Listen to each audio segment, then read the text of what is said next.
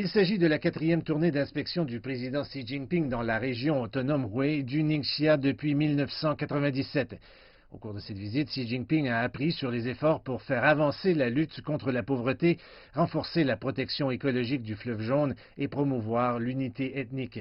Le président Xi a visité lundi le village de Hongde dans la ville de Wuzhong.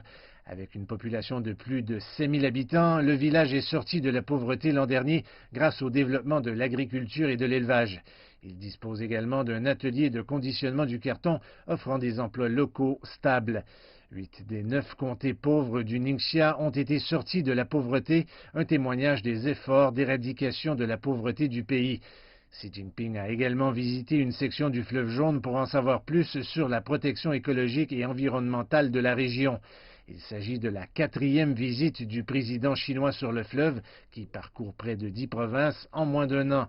Pour renforcer la protection écologique, la Chine a publié vendredi un document promettant de punir les actes criminels nuisibles à l'environnement dans le bassin du fleuve Jaune.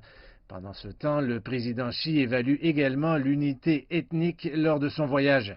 Lundi, il a visité une communauté résidentielle de plus de 13 000 personnes. Près de la moitié des résidents appartient à des minorités ethniques. Xi Jinping s'est entretenu avec eux et a souligné l'importance de l'unité ethnique.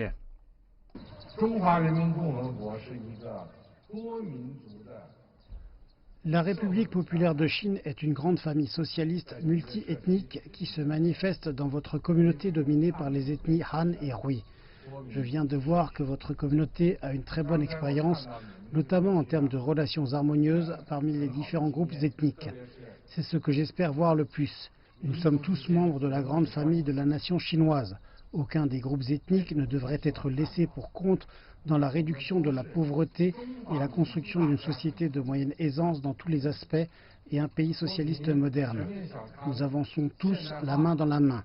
Cela reflète les 5000 ans de civilisation chinoise et la supériorité de notre système socialiste aux caractéristiques chinoises.